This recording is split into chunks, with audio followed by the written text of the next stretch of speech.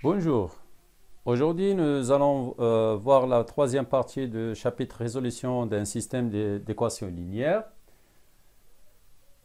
Donc, nous allons terminer les méthodes de calcul de l'inverse d'une matrice. Alors, aujourd'hui, nous allons voir le calcul de l'inverse d'une matrice en se basant sur la comatrice ou bien la cofacteur, la matrice adjointe, et basé aussi sur le calcul du déterminant. Et puis après, nous allons voir la troisième partie pour résoudre un système d'équations linéaires. C'est la méthode de Cramer. Bon, alors la méthode des cofacteurs, cette méthode est basée sur le calcul du déterminant et la matrice adjointe d'une matrice donnée. Alors nous allons voir qu'est-ce que c'est. Alors pour le déterminant est un nombre qui est associé à une matrice carrée. Donc pour chaque matrice carrée, on a le nombre déterminant. Alors, une matrice qui n'est pas carrée, donc ne possède pas de déterminant. Et on note le déterminant de A, c'est par det de A. Donc, pour le calcul du déterminant d'une matrice de lignes de colonnes, alors nous allons voir le calcul du déterminant d'une matrice de lignes de colonnes, et puis après 3 lignes, 3 colonnes, et puis après, on généralise pour le calcul du déterminant d'une matrice qui possède un nombre de lignes supérieur à 3 et un nombre de colonnes supérieur aussi à 3. Donc on considère la matrice A, deux lignes de colonnes, telles que A est déterminée par, ou bien est définie par les éléments A1, A12 et A21, A22. Donc on écrit det de A, le déterminant de A. En principe, on note en écrivant la matrice A entre deux barres verticales. C'est le déterminant. Et est égal à A11 fois A22. Alors, c'est-à-dire la multiplication des éléments de la diagonale principale. Alors, la diagonale principale commence de à gauche en haut vers à droite en bas, moins la multiplication des éléments de la diagonale secondaire, c'est-à-dire A12 fois A21. Donc ça, c'est le calcul du déterminant pour une matrice de lignes de colonnes. Alors, prenons l'exemple suivant. Nous avons la matrice A5. La matrice A est égale à 5, 2, 4, moins 1.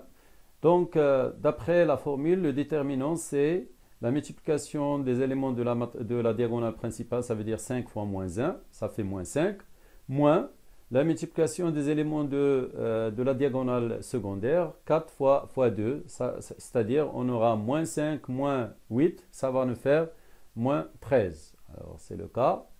Donc c'est 5 fois moins 1, moins 4 fois 2, et ça nous fait moins 13. Maintenant, on passe au calcul de déterminant d'une matrice de 3 lignes, 3 colonnes. Alors considérons la matrice A.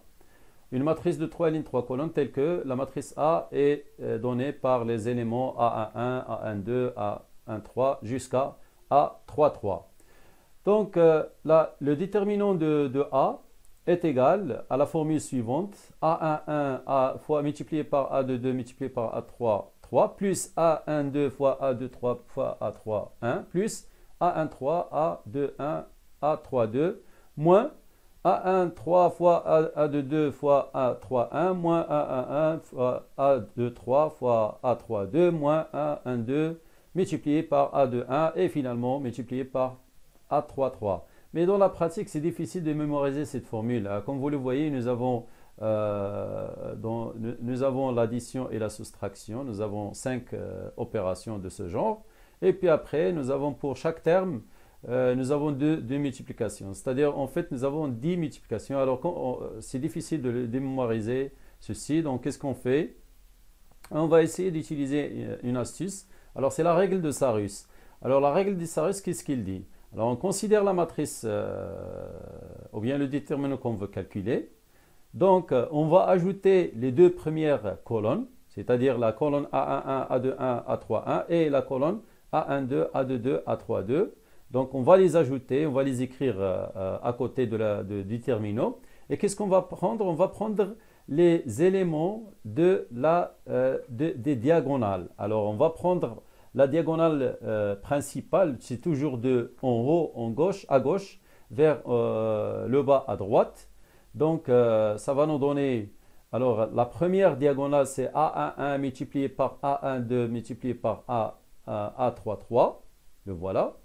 plus, alors, donc, A12 fois A23 fois A31, d'accord? Plus, et on a la troisième diagonale, donc on sélectionne la troisième diagonale, c'est-à-dire ça va nous faire A13 fois A21 fois A32. Donc ce sont les éléments de, si vous voulez, ce sont les trois diagonales principales, hein, commençant de haut à gauche vers la droite. Alors ça nous donne le troisième terme. Et puis après, on va prendre maintenant les éléments de diagonale secondaire, c'est-à-dire en haut à droite, vers le bas à gauche, et nous avons trois diagonales, donc elles sont précédées par le signe moins. Donc nous aurons moins A13, A22, A31, moins A11 multiplié par A23 fois A32, moins A33 fois A21 fois A12. Donc ça, c'est, si vous voulez, c'est une astuce, hein, la règle de Sarus, pour calculer rapidement, sans bien sûr, sans mémoriser la formule. Donc vous avez cette astuce pour le calcul d'un déterminant de 3 lignes, 3 colonnes. Alors prenons l'exemple suivant. Considérons la matrice A, 2, moins 1, 3, 4, 5, 0, moins 2, 1, 6. Donc le déterminant de A, alors on place les deux premières colonnes, c'est-à-dire 2, 4, moins 2, moins 1, 5, 1, à côté de la matrice A. Et puis après, on sélectionne la première diagonale qui est 2, 5, 6. Donc on va faire 2 fois 5 fois 6, plus moins 1 fois 0, moins 2, hein, la deuxième diagonale. Et puis après, on sélectionne la troisième diagonale, et c'est-à-dire c'est 3, 4, 1. Et on fait la multiplication de ces éléments-là, donc ça va nous donner plus. Alors pour les diagonales principales, donc on utilise l'addition, c'est-à-dire plus, et sont précédées par le signe plus. Pour les diagonales secondaires, elles sont précédées par le signe moins. Donc là, on a la première diagonale secondaire, c'est moins 2 fois 5 fois 3, ou bien 3 fois 5 fois moins 2, moins 2 fois 0 fois 1, moins 1 fois 4 fois 6. Donc ça, si vous voulez, c'est le déterminant de la matrice A. Alors si on fait le calcul, ça va nous donner 126. Alors nous n'avons pas toujours des matrices de lignes, de colonnes, ou bien de 3 lignes, 3 colonnes, mais on a d'autres matrices, c'est-à-dire on a des matrices qui ont nombre de lignes et nombre de colonnes supérieur strictement à 3. Donc nous allons généraliser le calcul pour les matrices, hein, pour les matrices de n'importe quelle ligne, n'importe quel nombre de lignes et nombre de colonnes, bien sûr des matrices carrées. Alors considérons la matrice A de A11 jusqu'à AN1, et puis après nous avons AN1 jusqu'à ANN comme des lignes. Nous avons ce qu'on appelle la méthode de développement de Laplace. Alors Laplace nous propose de prendre, alors cette méthode consiste à choisir soit une ligne, soit une colonne de la matrice A, qu'on va utiliser pour développer le calcul de son déterminant d'une manière récursive. Alors qu'est-ce que ça veut dire récursif? C'est-à-dire on va passer de calcul d'une matrice à n ligne, au déterminant d'une matrice à n ligne, vers n ligne et n colonne, vers une matrice, au calcul du déterminant d'une matrice de 3 lignes, 3 colonnes. Par exemple, si on a une matrice 4 lignes et 4 colonnes, donc on va utiliser cette méthode, et puis après nous allons passer le calcul du déterminant de la matrice de 4 lignes, 4 colonnes vers le calcul de déterminant de la matrice de 3 lignes, 3 colonnes, et soit on utilise la règle de Sarus, soit on utilise le même processus, hein, c'est-à-dire la règle de Laplace. Et puis après, on passait de déterminant de 3 lignes, 3 colonnes, des matrices de 3 lignes, 3 colonnes, vers déterminant des matrices de 2 lignes, 2 colonnes. Et là, on sait la calculer. C'est la multiplication des éléments de la diagonale principale moins la multiplication, le produit des éléments de la diagonale secondaire. Donc là, cette méthode consiste, comme on l'a dit, à choisir une ligne et une colonne. Alors maintenant, sans faire des contraintes sur le choix de ligne et de colonne pour le moment, mais après, on va vous donner l'astuce.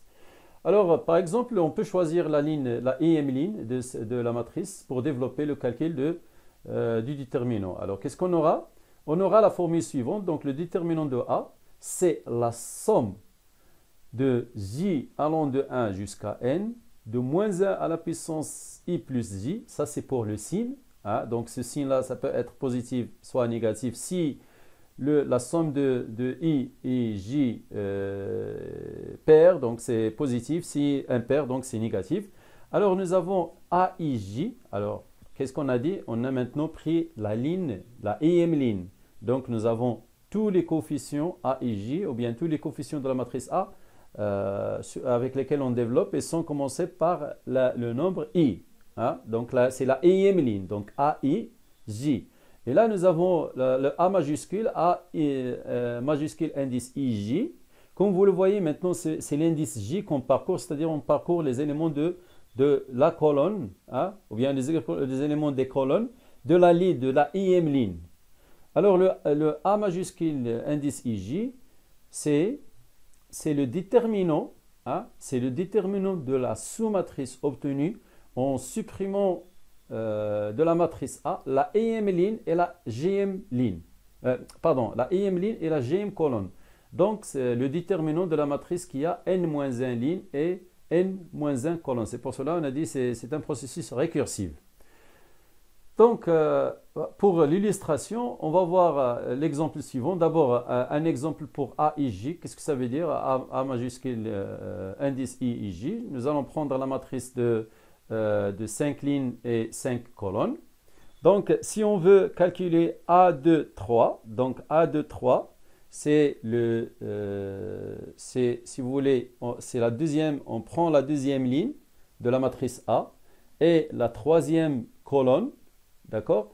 Et on les supprime et on aura le déterminant composé des éléments de la matrice A, sauf cette ligne, la deuxième ligne et la troisième ligne. Et puis après, on a notre exemple, par exemple A5, 1, c'est le déterminant. Alors nous avons 5, c'est pour la ligne, le nombre de lignes, ou bien le numéro de la ligne, et 1, c'est le numéro de la colonne. Donc on va supprimer de la matrice A la cinquième ligne et la première colonne. D'accord?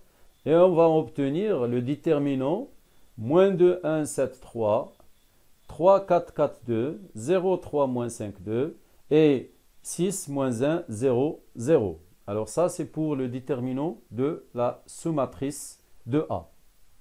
Donc, pour le calcul du déterminant, nous allons choisir la matrice A. Hein, la matrice A, on va choisir cette matrice-là. Donc, si vous voulez, on peut maintenant choisir la première ligne, ou bien la deuxième, ou bien la troisième, ou bien la quatrième. Nous allons revenir à ce point-là. L'essentiel, c'est choisir une ligne de telle sorte on facilite le calcul. C'est-à-dire, on va choisir la ligne ou bien la colonne qui contient le plus de 0. Parce que dans la formule qu'on a vue, nous avons dans la formule la somme de moins 1 à la puissance a i j, moins 1 à la puissance i plus j a i j. Donc là, nous avons le coefficient a i j. Donc c'est dans une ligne, nous avons beaucoup des éléments a i j qui sont nuls. Donc alors le calcul va être facile. Donc c'est le cas. Ici, on va choisir la première ligne, par exemple, qu'on va l'utiliser pour développer le calcul de ce déterminant. D'accord? On va développer par rapport à la première ligne. Donc, nous allons prendre donc les coefficients A1J, les coefficients A1J, avec J parcours de 1 jusqu'à 4. Alors, donc, J, c'est l'indice pour les colonnes. Donc, nous avons A11, A12, A13, A14. A11 c'est 3, A12 c'est 5, A13 c'est 0, A14 c'est 6. Et nous allons moins 1 à la puissance 1 plus J. J va parcourir de 1 jusqu'à 4. Donc on aura moins 1 à la puissance 1 plus 1 pour le premier élément, c'est A11. Et puis après, plus moins 1 à la puissance 1 plus 2, A12, A12. Donc dans la deuxième ligne de l'égalité, je développe le moins 1 à la puissance, le I plus J, le 1 plus J. Donc pour j est égal à 3, nous aurons moins 1 à la puissance 1 plus 3, ça va nous faire moins 1 à la puissance 4, ça fait plus a1, 3, et le déterminant a1, 3. Moins 1 plus moins 1 à la puissance 1 plus 4, donc 1 plus 4 ça fait 5, moins 1 à la puissance 5 ça fait moins 1, c'est pour cela que nous avons le moins qu'on a ici, hein, le moins qu'on a dans cette partie-là. Et puis après, multiplié par le coefficient A1, 4 fois le déterminant A1, 4.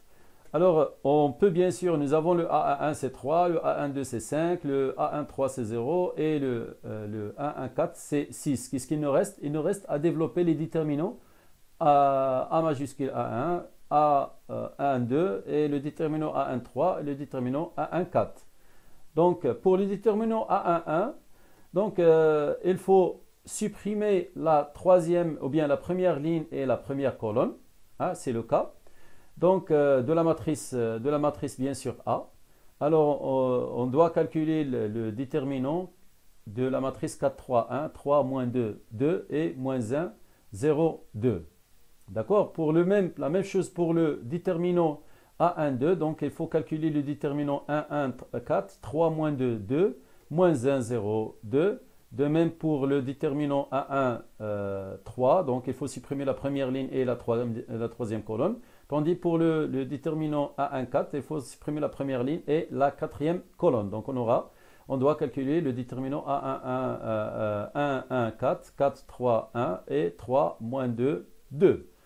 Alors, ce qu'on va faire dans la suite.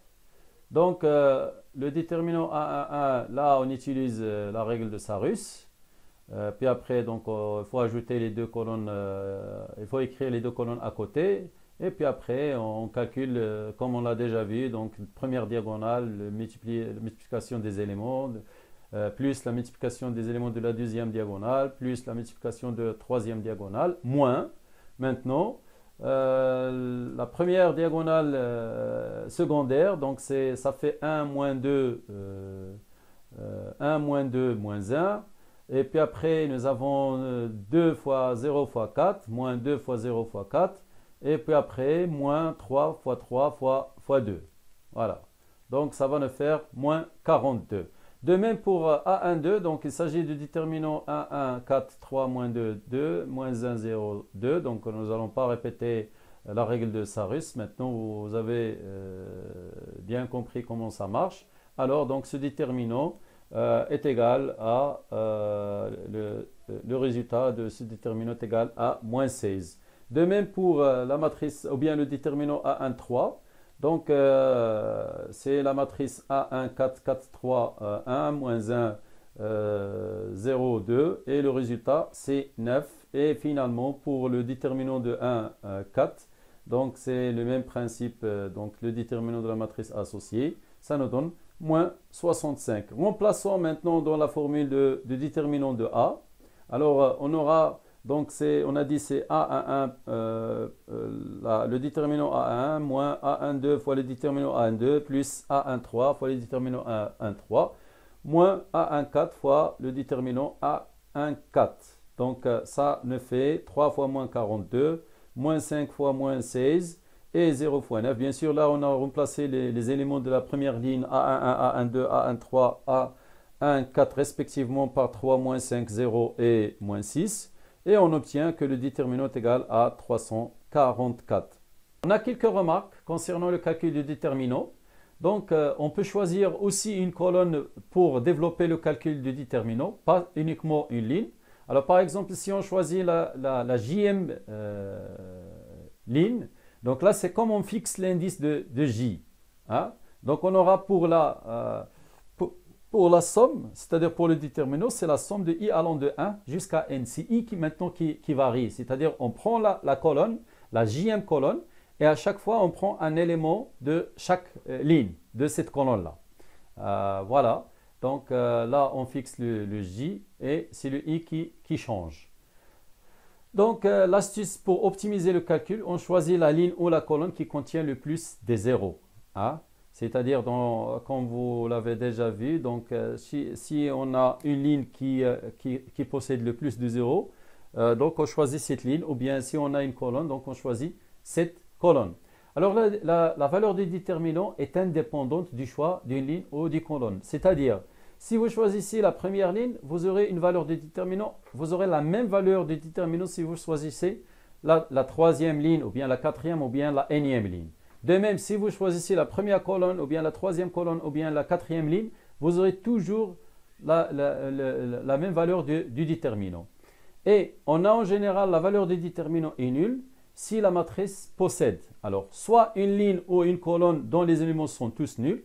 Hein, c'est clair, par exemple, on choisit la ligne par laquelle on veut développer, donc cette ligne qui est nulle, et par conséquent, tous les coefficients des sous-déterminants sont précédés par une valeur qui est nulle, et puis après, donc, la somme des nuls et des zéros, c'est 0.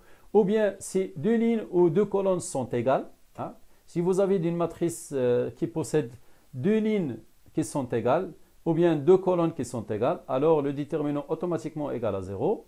De même, si vous avez une ligne comme une combinaison linéaire des autres lignes, ou bien une colonne comme une combinaison linéaire des autres colonnes, donc là, vous aurez que le déterminant, et vous allez trouver, est égal à 0. Nous avons le résultat du déterminant transposé de A est égal au déterminant de A. Ça se passe par un calcul facile, c'est-à-dire la démonstration est facile pour ce résultat. Alors, maintenant, après avoir su le calcul de déterminant, donc nous allons passer à la méthode des cofacteurs pour essayer de calculer l'inverse d'une matrice. Alors, c'est la troisième méthode parce que nous avons vu la méthode d'élimination de Gauss. Nous allons vu la méthode, ou bien si vous voulez, par définition, si vous arrivez à trouver une matrice B telle que la matrice A fois la matrice B est égale à l'identité, donc vous dites que l'inverse de la matrice A est B. D'accord? Donc là, c'est la définition. Ce n'est pas une méthode, mais c'est la définition. Mais on peut bien sûr l'utiliser pour déterminer l'inverse de la matrice A. Alors, cette matrice, nous allons l'utiliser pour calculer l'inverse, hein, ou bien cette méthode, nous allons l'utiliser pour calculer l'inverse d'une matrice A. Donc, soit la matrice A déterminée par les éléments A et J avec I, J allant de 1 jusqu'à N, c'est une matrice carrée. Et on considère la matrice C telle que C a les éléments C, I, J, avec I et J sont entre 1 et N, tels que ces éléments sont déterminés par moins 1 à la puissance I plus J, multiplié par le déterminant de la sous-matrice en supprimant de la matrice A, la ième ligne et la jième colonne. Et bien sûr, ceci, quel que soit I et J entre 1 et N, c'est-à-dire pour tous les éléments de la matrice A ou bien de la matrice C, on peut déterminer ce coefficient-là. Alors, cette matrice-là est appelée la matrice des cofacteurs associés au coefficient A et J, c'est-à-dire pour chaque coefficient A et J, on associe cette matrice. On dit aussi la comatrice de la matrice A et on la note par comme A. D'accord? Alors, la matrice transposée de C est appelée la matrice adjointe de A. Donc, elle est appelée la matrice adjointe de A et on va l'utiliser pour le calcul de l'inverse de la matrice A. Donc, nous avons le théorème suivant. Soit A une matrice carrée avec déterminant de A non nul. Alors, l'inverse de... Alors, donc, nous avons déjà nous avons le résultat. Si le déterminant d'une matrice A, de la matrice A est non nul, alors la matrice A est inversible. Et le A-1 existe, c'est-à-dire l'inverse existe, et est égal à 1 sur déterminant de A fois la matrice adjointe de A. La matrice adjointe de A, c'est C de T. Alors, C de T, on l'obtient en transposant les éléments de la matrice C, c'est-à-dire en faisant changer les colonnes en lignes ou bien les lignes en colonnes. Et la matrice C est obtenue en calculant le C I J qui est basé sur le moins 1 à la puissance I plus J fois le déterminant de la sous-matrice de A en éliminant la ligne I et la colonne J. Donc, voilà, donc on a dit CT, c'est la matrice adjointe. La formule pour calculer l'inverse de A-1 de la matrice A exige que le déterminant doit être non nul. Hein. Donc, si jamais vous trouvez que le déterminant de la matrice A égale à 0, donc vous dites que la matrice A n'est pas inversible. Hein. Donc, si le déterminant de A égale à 0, la matrice A n'est pas inversible. On va prendre maintenant un exemple d'une matrice. On va essayer de calculer son inverse en utilisant la méthode des cofacteurs ou bien la méthode de la comatrice, matrice adjointe.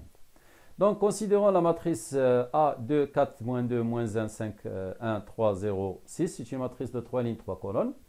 Alors, on a déjà calculé le déterminant. Donc, le déterminant de cette matrice est égal à 126. C'est une valeur qui est non nulle. Alors, la matrice A est inversible. Donc, on utilise la formule A moins est égal à 1 sur déterminant de A, multiplié par la comatrice transposée de la comatrice. Donc, ou bien de la matrice adjointe. Donc, nous avons C, c'est la matrice CIJ, avec CIJ est égal à moins 1 à la puissance I plus J, multiplié par le déterminant de la sous-matrice en éliminant la matrice A, la IM ligne et la JM colonne. Alors, là, comme vous avez ici le CA1, alors pour la valeur de CA1, nous avons moins 1 à la puissance. Donc, ici, le I est égal à 1 et le J est égal à 1. Donc, nous avons moins 1 à la puissance 1 plus 1, c'est-à-dire I plus J, fois le sous-déterminant. Alors, le sous-déterminant A1, c'est-à-dire on supprime la première ligne et la première colonne. Alors, il nous reste le déterminant de la sous-matrice 5,1 et 0,6. D'accord? Alors, 5 fois 6, alors la multiplication de la diagonale principale, 5 fois 6, ça fait 30, moins 0 fois 1, donc ça fait 30 moins 0, ça nous donne 30. Alors par exemple, si on choisit ici la matrice ou bien la C de 3, donc alors C de 3, la voilà. Donc I est égal à 2 et J est égal à 3. Donc nous avons moins 1 à la puissance 2 plus 3. Et là, c'est la sous-matrice. Le déterminant de la sous-matrice en éliminant la deuxième ligne, hein, comme vous le voyez. Si on élimine cette deuxième ligne-là, et on élimine la troisième colonne, alors qu'est-ce qu'il nous reste? Il nous reste 2 moins 1, moins 2, 1. Donc c'est 2 moins 1, moins 2, 1. Le déterminant 2 fois 1, ça fait 2. Moins 2 fois moins 1, ça fait moins 2. Donc 2 moins 2, ça fait 0. Donc là, nous avons 0. Et ainsi de suite. Et puis après, donc là, nous allons calculer maintenant la matrice C en se basant sur les éléments C11, C12, C12, et puis après C21, C13, pardon, C21, C22, C23 et C31, C32, C33. Bien sûr, c'est une matrice carrée de 3 lignes, 3 colonnes. Donc, la matrice obtenue, hein, c'est 30, moins 24, 14, 9, 18, 0, moins 15, 12, 14. Et par conséquent, la matrice transposée en changeant les lignes en colonnes ou bien les colonnes en lignes, on aura 39 moins 15, moins 24, 18, 12 et 14, 0, 14. L'inverse de la matrice A, c'est 1 sur déterminant de 1 multiplié par transposé de C. Donc, est égal à 1 sur déterminant qui est 1 sur 126 multiplié par le reste. Alors, on peut bien sûr faire entrer le 1 sur 126 pour essayer de simplifier, mais ça ne va pas donner beaucoup de choses. Donc, on peut bien sûr simplifier par exemple par 3. Hein. Nous avons 30 sur 3, ça fait 10. Et là, nous avons 126 divisé par 3, ça nous donne 42. Alors ça, c'est la valeur finale de l'inverse de la matrice A.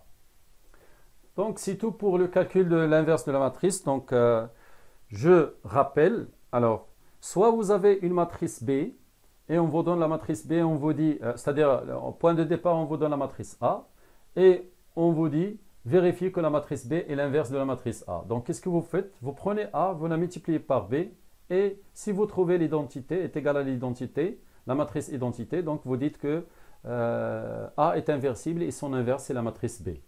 Deuxième méthode, c'est l'élimination de Gauss ou bien le pivot de Gauss. ou bien l'élimination de Gauss-Jordan. Donc, qu'est-ce qu'on utilise? On utilise, si vous voulez, on fait le départ par une matrice A, par la matrice A, et à côté, on écrit la matrice I, ça s'appelle la matrice augmentée, et on fait des opérations élémentaires sur les lignes, c'est-à-dire toute la ligne de la matrice A ainsi que de la matrice I.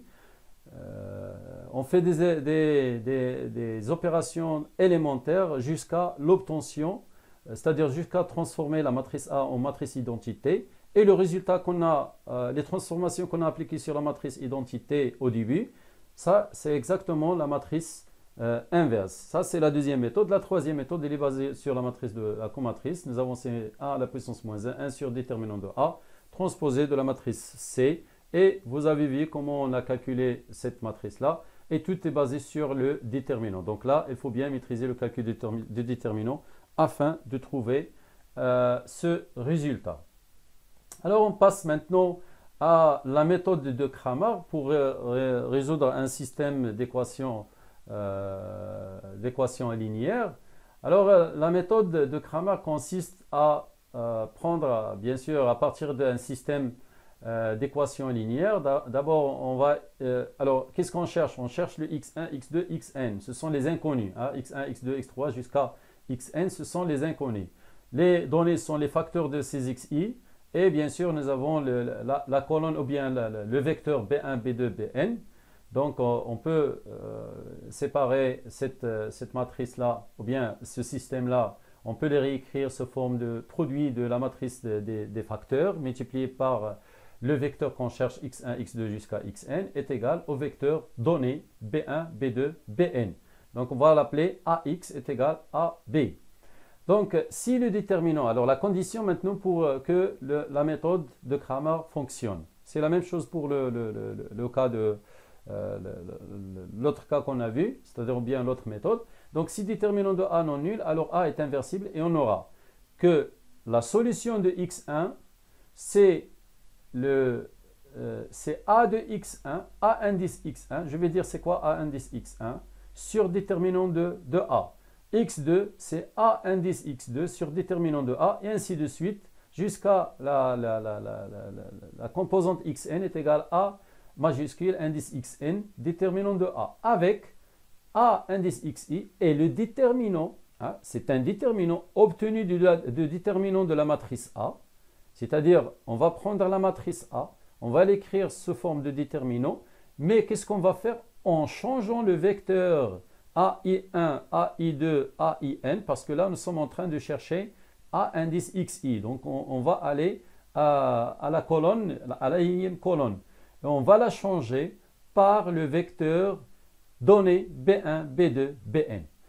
Alors, pour l'illustration, nous allons prendre l'exemple suivant. Donc, considérons le système d'équations linéaires suivant. Alors, nous avons x1, x2, 2x2 plus 3x3 est égal à 5, moins x1 plus 4x2 plus 2x3 est égal à 2, et x1 plus, ou bien moins 3x2 plus 4x3 est égal à 6. La matrice associée à ce système est égale à 1, 2, 3, moins 1, 4, 2, 1, moins 3, 4. Et nous avons le vecteur x composé de x1, x2, x3. Donc les inconnus sont x1, x2, x3. Le vecteur b est le vecteur 5 de 6. Donc nous allons tester, ou bien si vous voulez calculer le déterminant de cette matrice. Alors si le déterminant est non nul, donc le système admet une solution unique. Donc c'est le cas, le déterminant de a est égal à 31, différent de 0, alors a est inversible, et on a, donc la solution x1 est égale à a indice x1 sur déterminant de a, x2 est égal à a x2 sur déterminant de a, et x3 est égal à indice x3 sur déterminant de a. Avec ax1, qu'est-ce qu'on a dit? On va changer, hein, qu'est-ce qu'on a? Le ax1, c'est le déterminant. C'est le déterminant en changeant de la matrice, en changeant le vecteur ou bien le vecteur associé au coefficient de x1. Alors comme vous le voyez, 1, moins 1, 1, ce sont les vecteurs associés, au coefficient, ou bien les vecteurs, ces éléments sont associés au coefficient de x1. Nous avons 1, moins 1 et 1. Donc, nous allons changer, pour calculer le déterminant de la première solution, nous allons changer cette colonne par la colonne B. C'est le cas. Donc, ça, c'est la colonne B. Hein. Et puis après, ça, si vous voulez, ce sont les deux colonnes de la matrice A. Et la même chose pour AX2. Donc, on change le deuxième vecteur par le vecteur B. Et la troisième, on change le troisième vecteur par le vecteur B. Et ça nous donne, en calculant le déterminant, ça nous donne le résultat. AX1 est égal à moins 48 et AX2 est égal à 22 et alors là c'est AX3. Hein, donc vous rectifiez s'il vous plaît. Là, ici c'est AX3. La troisième solution, c'est 41. Donc, on va diviser maintenant ces valeurs-là par déterminant qui est égal à 31. La solution est x1 est égal à moins 48 sur 31, x2 22 sur 31, x2 c'est 41 sur 31. Donc, la solution est les vecteurs composés de x1 qu'on a trouvé x2, x3. Voilà, alors dans la pratique, on préfère le plus la méthode de Cramer. Alors, si on vous donne dans une évaluation, dans un contrôle ou bien un examen, calculer la solution du système. Donc, il suffit de démontrer d'abord, de calculer le déterminant. Si vous trouvez le déterminant différent de 0, donc vous dites que le système admet une solution unique. D'accord? Et puis après, la solution, donc vous posez x1 est égal, x2 est égal, x3 est égal, et vous calculez les déterminants pour chaque cas. Et puis après, vous proposez la solution. C'est une méthode qu'on utilise souvent. Mais si on vous demande de calculer ou bien résoudre le système en utilisant la méthode de Gauss ou bien en utilisant la méthode de l'inverse de la matrice, donc là, il faut bien sûr utiliser la méthode demandée. D'accord? Donc, merci pour votre attention. Si vous avez des questions, vous pouvez les poser dans le commentaire ou bien vous pouvez bien sûr m'envoyer un email. Merci beaucoup pour votre attention. Bonne journée.